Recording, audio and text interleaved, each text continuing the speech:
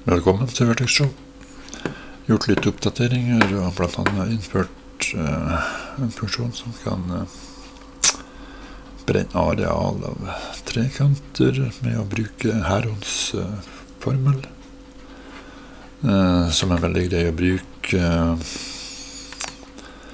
Herons formel går ut på at man kjenner lengden av alle sidene i en trekant,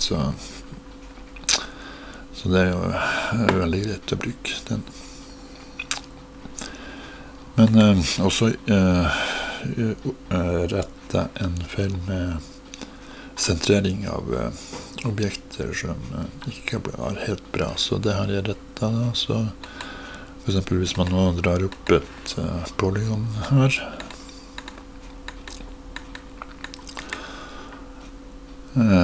vi kan flytte litt på Z-aksen også.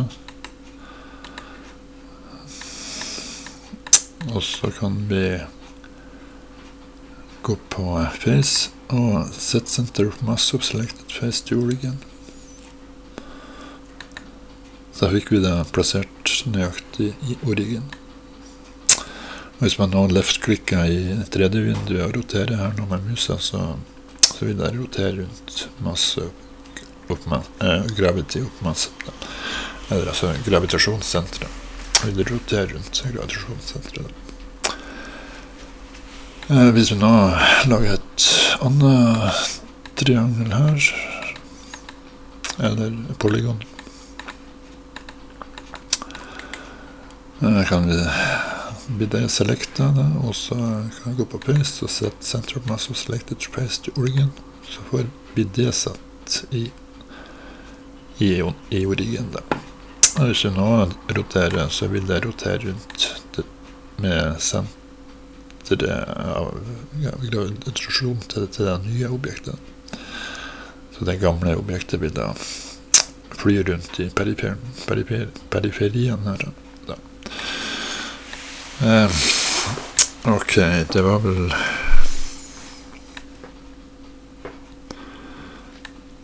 det kan jo være at vi kan reflektere det polygonet der, det var litt morsomt.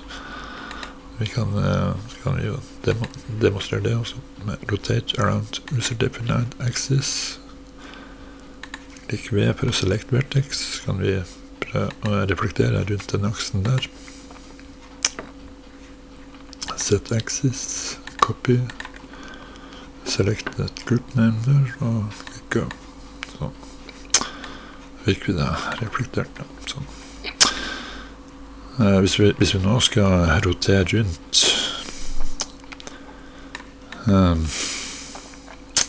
dette nye objektet her nå, kan vi select alle de feisene der. Ja, det er ikke den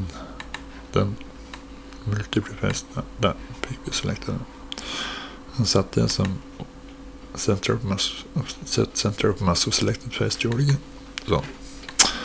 Nå kan vi rotere rundt gravitasjonspunktet til det objektet da. Sånn. Ok, det var vel det. Jeg har også lagd en ny funksjon som kan beregne barisenteret til objekter.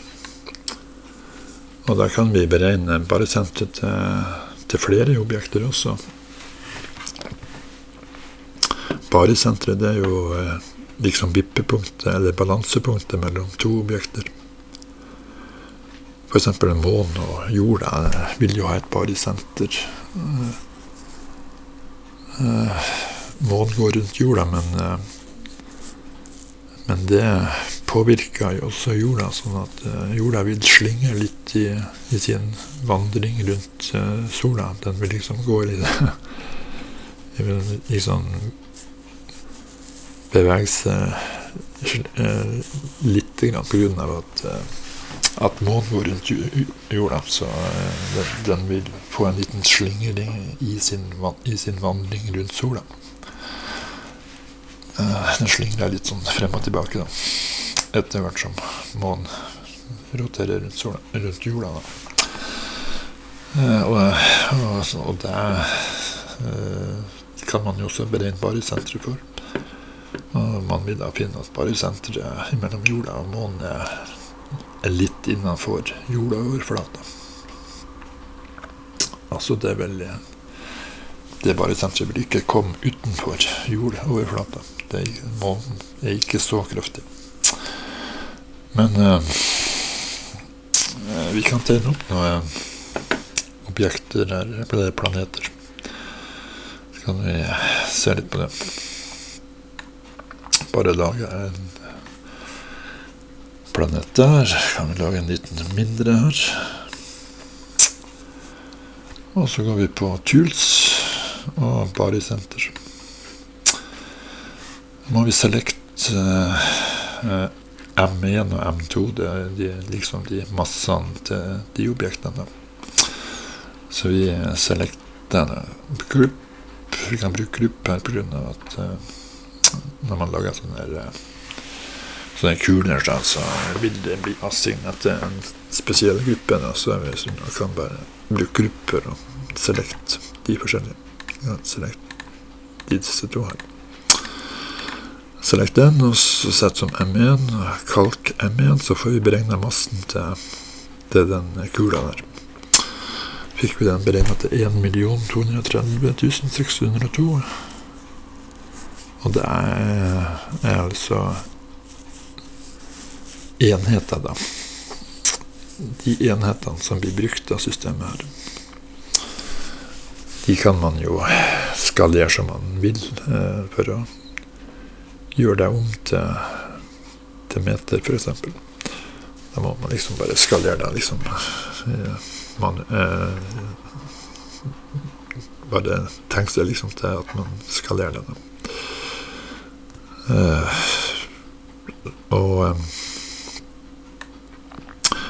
Men litt om kanskje denne volumberegningen. Altså det er jo også noe nytt. Jeg har ikke hatt noen sånn volumberegning her i Vertishow. Å beregne volum av 3D-objekter, det er ganske komplisert. Så foreløpig så virker det bare på kuler og polygoner.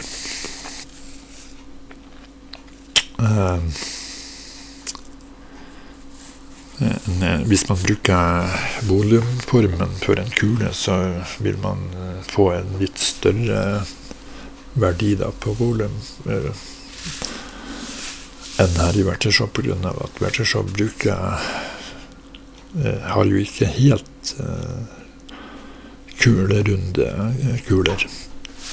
De kulene som blir generert her i Vertishow, de er jo bygd opp av triangler, sånn at, og hvert triangel, det er en plan overflate. Så dermed så vil volumet her bli litt mindre da, enn hva formen for kuler skulle tilsi. Men det virker også greit for polygoner, for eksempel hvis vi lager nå et polygon her. Sånn. Så kan vi gå på face og area of selected face. Får vi det beregnet til 16.508,5. Og hvis vi nå lager en dybde på disse trianglene her, eller det polygonet her. Hvis vi nå lager en dybde på 10, så skulle det da bli volumet, det skulle da bli 165.085. Så vi kan prøve det da. Vi kan gi det en dybde på 10 her nå. Ekstrakte med 10. Og så selekter vi hele dette facet her. Bruk multiple face. Drar opp et seleksjonsrektangel rundt hele det. Så får vi selekte alt der. Og så kan vi sette M1 som det. Og så kalk M1. Så får vi 165.085. Så det virker helt korrekt. altså man kan beregne volumet av polygoner eksakt der.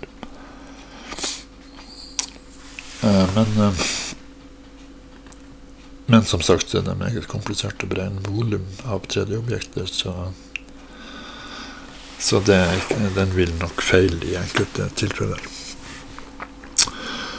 Foreløpig så i hvert fall så til jeg har fått lagd en mer generell funksjon for dette. Men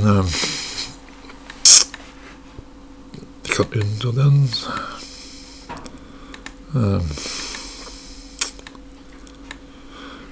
Går vi tilbake til disse planetene her, og går på Tools og Body Center. Kan vi select group. Klikk på den første der, og sett som M1. Da får vi beregne volumet til 1.230.602. Så selekter vi den andre, og sett som M2. Kalkuler M2. Og der får vi et volum på 303.128,4 på den. Kan vi kalke distance between bodies. Og der blir da distansen mellom gravitasjonssentret til disse planetene her. Får vi også kalkulert en normalised direksjonsvektor. Kan vi calculate distance from M1 to body center. Og klikk add vertex. Add vertex, det blir da den barisenteret. Så der fikk vi barisenter der. For disse her. Nå kan vi dra et lite rektangel rundt det barisenteret der. Og så kan vi da selekte rektanglet der, og gå på face, og set center up mass og selected face to origin. Da får vi flytte hele tegningen, sånn at det selekte facet blir plassert i origin. Og samtidig blir alt det andre også flyttet. Tilsvarende. Så hvis nå venstreklikker i 3D-vinduet, så vil den nå, og vi roterer da med å flytte på musa da, så vil den nå rotere rundt bare i sentret da.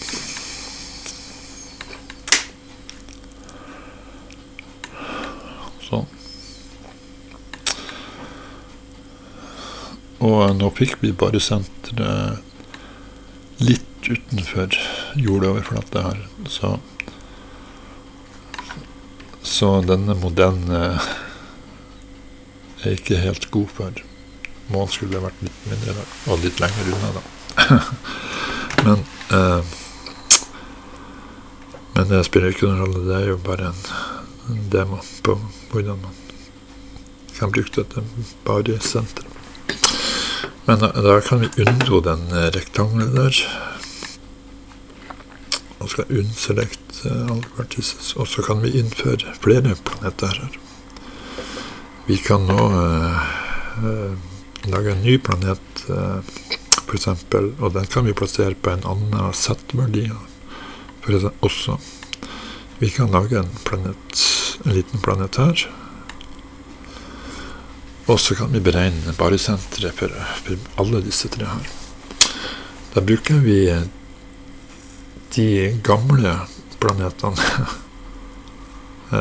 som M1 til sammen. Altså, vi selekter alle de gamle planetene og setter som M1.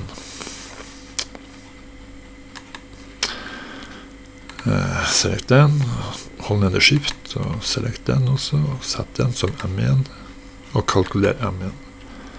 Da fikk vi 1,5 millioner som volum på disse to til sammen.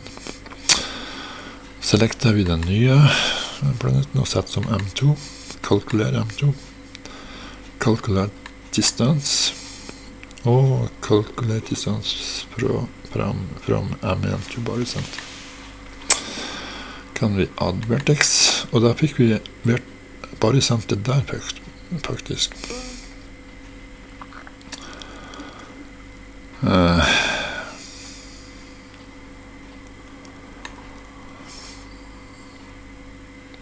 Så hvis vi nå lager en liten firkant rundt barycenteret her, ja, vi må også selekte den, og ja, vi må justere litt på set-verdien her. Vi må flytte den litt på set her. Så, da har vi det med riktig set-verdi der. Kan justere den litt mer i senteret der, sånn. Og så går vi på face, og set center of mass of selected face to origin. Så får vi flytte hele systemet sånn at barycenteret kommer i senter av tredje vinduet her. Og hvis vi nå dreier, så vil den da dreie rundt barycenteret til disse 3 objektene her. Sånn.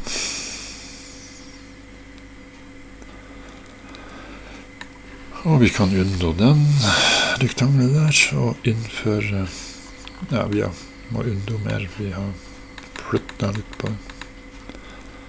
Sånn. Kan unselect face, unselect all vertices. Vi kan innføre en fjerde planet her. Men vi kan jo først selekte alle disse gamle her nå, og sette som M1. Hold ned skift, selekte alle de, og sette som M1. Kalkulere M1. Og så lager vi en ny planet. Så den kan vi jo plassere for eksempel her. Sånn. Og så selekter vi den, og setter som M2. Kalkulere M2. Kalkulere distance between bodies. Og det blir jo da distansen imellom gravitasjonssenteret til summen av alle de gamle planetene. Også til barycenteret til den nye planeten. Og calc distance from M1 til barycenter og add vertex. Og der kom da det barycenteret for dette nye systemet.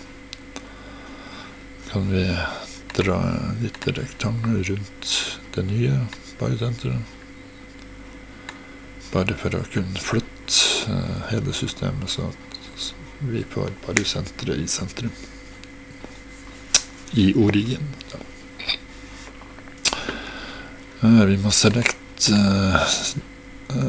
det rektanglet der, og så justere den litt på Z-aksen. Vi skal ha det helt der. På Z.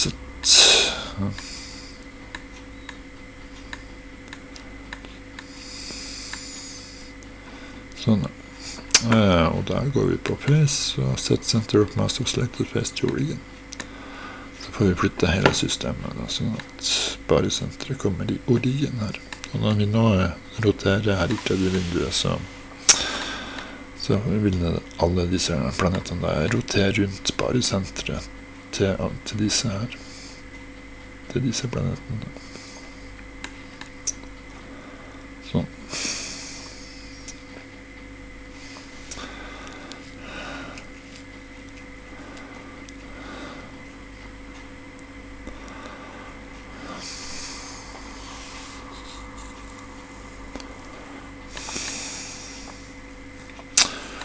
Og vi kan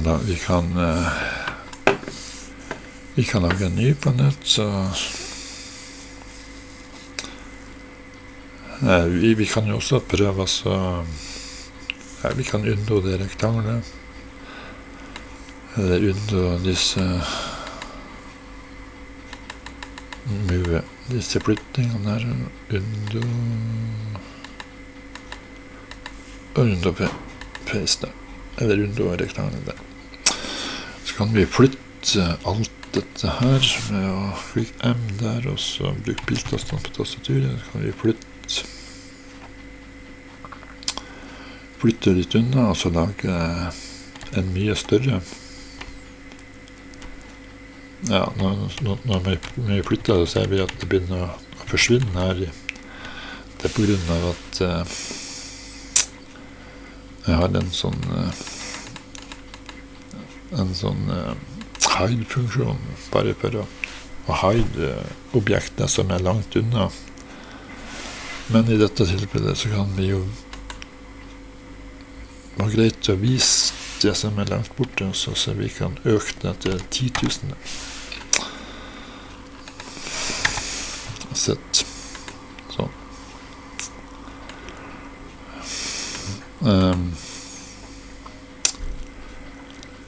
Så kan vi lage en ny planet, for eksempel her.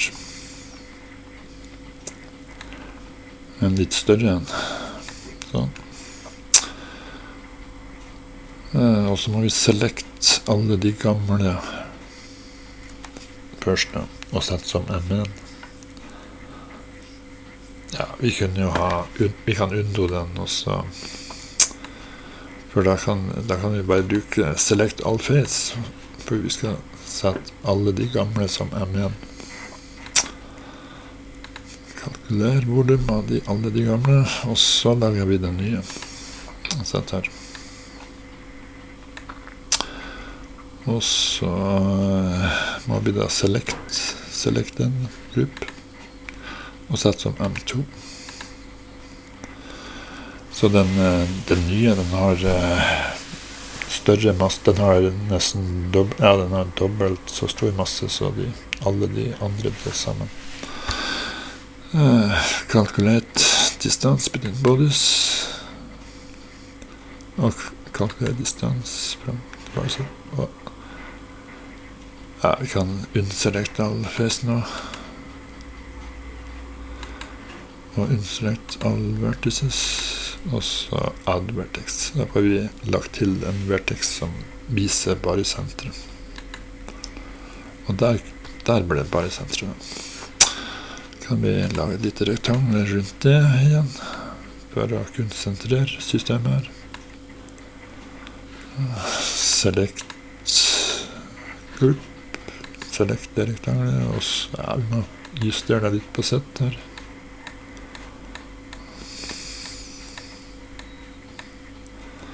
Der. Og så går vi på face, set center of mass of selected face to origin. Da har vi fått sentrert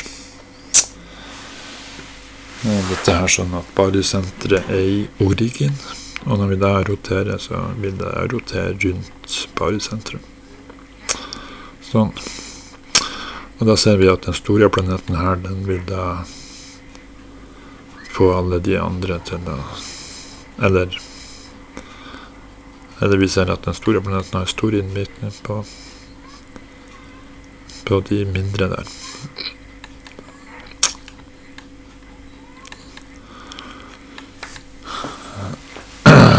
Sånn at på den ene siden så trenger vi bare den store, men på den motsatte siden så må vi ha alle de andre. Så det vil da bli balanse dette her systemet da. Og vi kan rotere det i alle retninger. Og det vil være i balanse.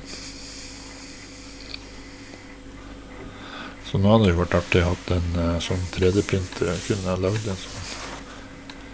en sånn modell som måtte da bare ha lagt noe cylindre som har gått ut til hver enkelt planet her, altså. Og en sånn plate da, som angir bare senteret, og da kunne man jo ha og satt det på en stolpe der, og da kunne liksom modellen kunne ha rotert på den stolpen der, i balanse. Ja. Så det hadde jo vært interessant. Men ok, dette var bare en liten demo på det da.